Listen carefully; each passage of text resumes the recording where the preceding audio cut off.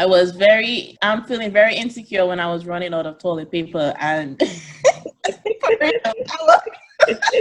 Your story. Welcome to Dive Deeper with Yaya, where we live it and we tell it. Let's go! Please like, comment, subscribe. Hi guys, welcome back to Dive Deeper with Yaya. Today is our first official Tuesday Talks, and today we are going to be talking about insecurities. So please stay tuned. Like, comment, subscribe, share, tell your brother, tell your Nenen, tell your sister, tell everybody. And we're jumping right in. Would you say that insecurities are normal? find me someone who isn't insecure about one thing. I would say that would be hard to find. And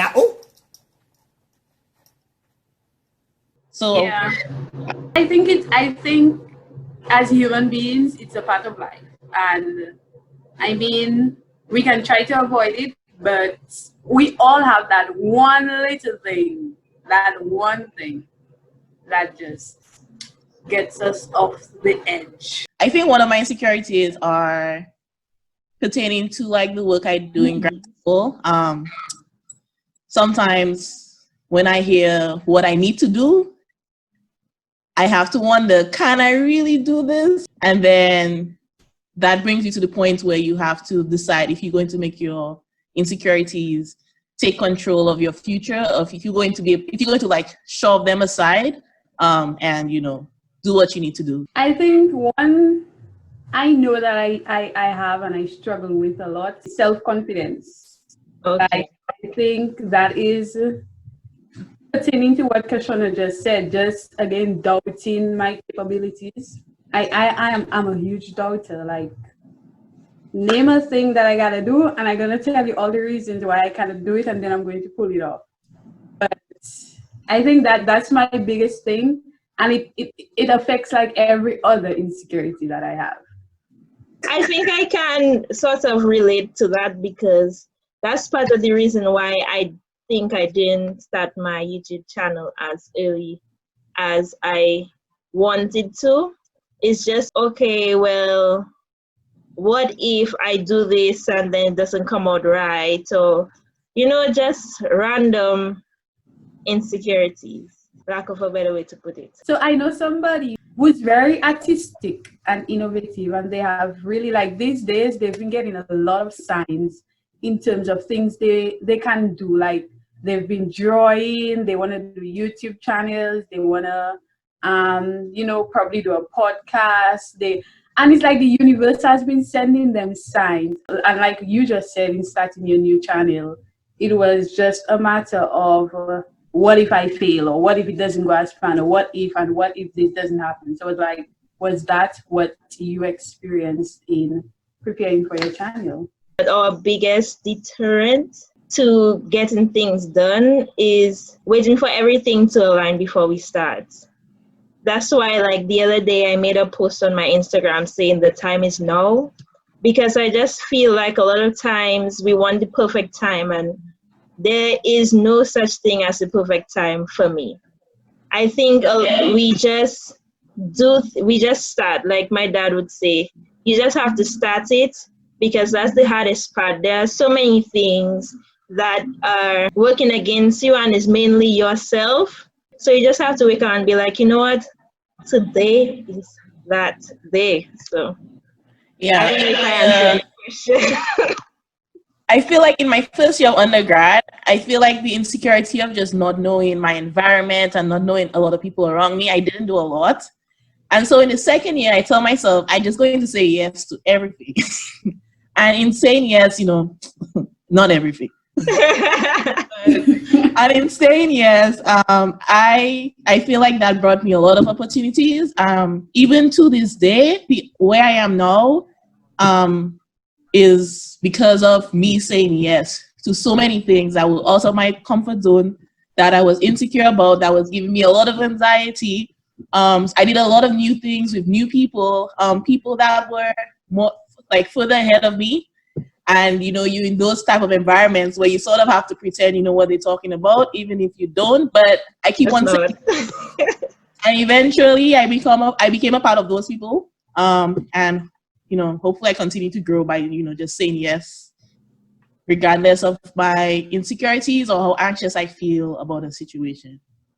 I think that's so important because I think like my first year, yes, I did a lot, but I didn't do as much. And then eventually, as I got through the years, it was actually my junior, senior years when I really started doing a lot.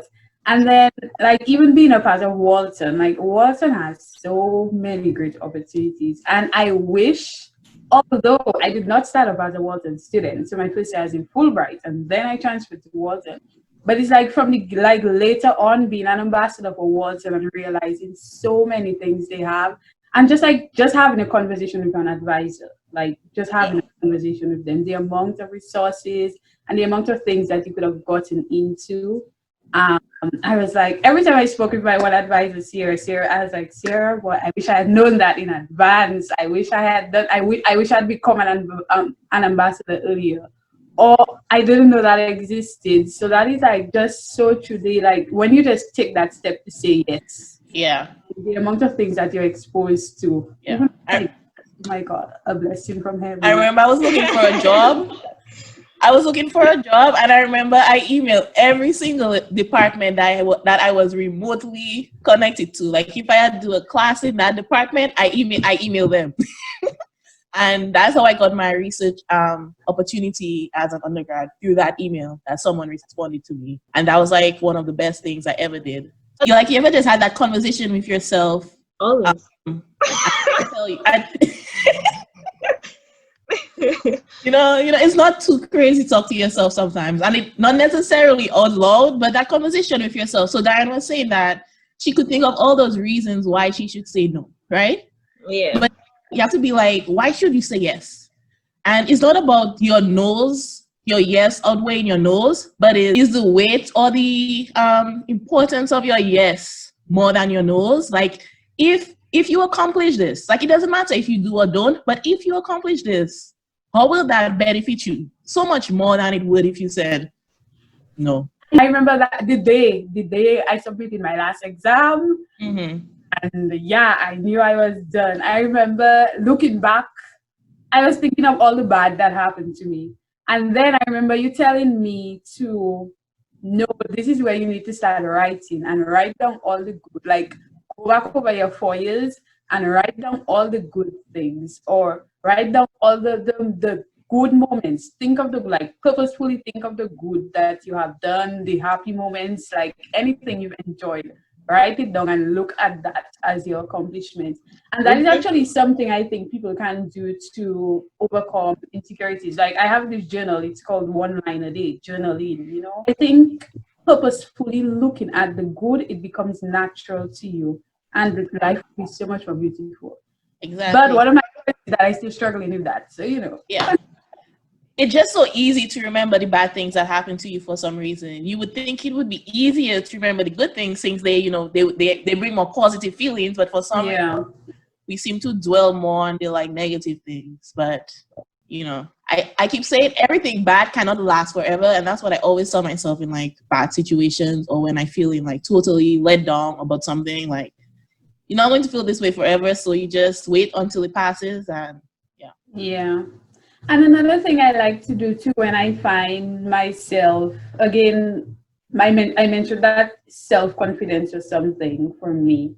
So it's just watching inspirational stuff, or finding people who uplift your spirit, finding things to uplift your spirit. That is something for me, how I get through those things, because after I do those things, after I feel like a warrior and I go doing stuff, But you have to find what works for you. That is very true.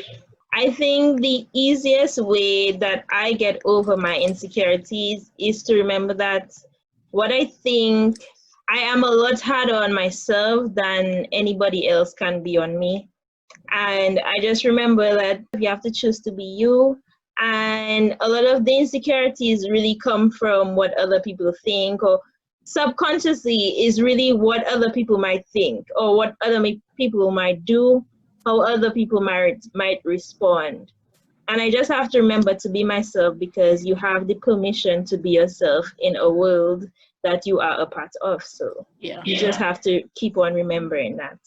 Yeah, that reminds me of the way I was feeling the other day. Like sometimes I feel like I'm in the environment where I just cannot say what I want to say. Part of it being, in America versus in Dominica. But like things I would say back home, I just would be like, can't say that here. Even for me, even something as simple as coming on this call and having this conversation, knowing that it's going on YouTube. At first, I was like, I know, like, like honestly, I thought of it that for a long time, and thereafter today, I was just like, Diane, go do that. Sure, yes. Where do you think you would be had you given into your insecurities? I probably would not be here in Arkansas. I can tell you that. That's for sure. I probably wouldn't be there.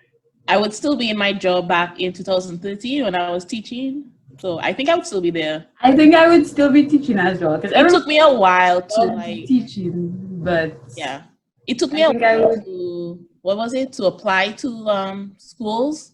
I don't know why. I think I know why. It was insecurities, but it took me a while. My mother told me, so you're not going to school then? Because that was easier. That I'm saying it was easy to teach, but it was easier than the next unknown step. That's real. That's true. That was Job's mic. Yeah. We always fear the unknown, and I think that's all human beings. Like, see how much frenzy the pandemic caused, because a lot of things were just up in arms, like you don't know. And that also feeds into our insecurities, Yeah. I'm feeling very insecure when I was running out of toilet paper, and I was. No matter how much I tried to order or go to the supermarket, but a friend of mine saved me, so. Insecure about toilet paper. I guess that's an insecurity. Social media, I think, plays a big role on our insecurities. And again, because when you look at insecurity, based on what you have, a lot of it, like you mentioned, Ian, is just based on other people's perception and other people's views and all that stuff, and what you think other people are going to think about what you're doing. And the other day, I was reading something because like I said, I like to listen and read stuff that would uplift me.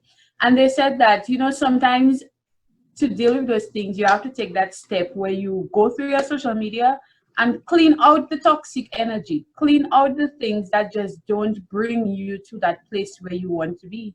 And like unfollow some stuff that you don't like. If you don't like seeing it, unfollow it. If you don't like seeing that on your timeline all the time, unfollow them. And so you have to like take that step to clean up your environment, your energy, what your vibe. That's true. But it's not only if you don't like seeing it, you have to be honest with yourself and say, okay, if this feeds into my insecurity, if this makes me feel a certain type of way, do yourself a service. Yeah. And just remove that. Unfollow. Even if it's for a time to work on yourself, just unfollow. Or hide posts so you don't see the post from the person or the page or whatever it is. That makes you insecure. Yeah. That makes you feel insecure, because insecurity is like a feeling. If you made it to the end of this video, thank you so much. I appreciate you.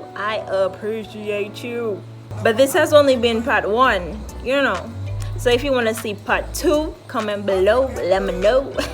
This has been Dive Deeper with Yaya. We spoke about insecurities, we live it and we tell it, so let's go.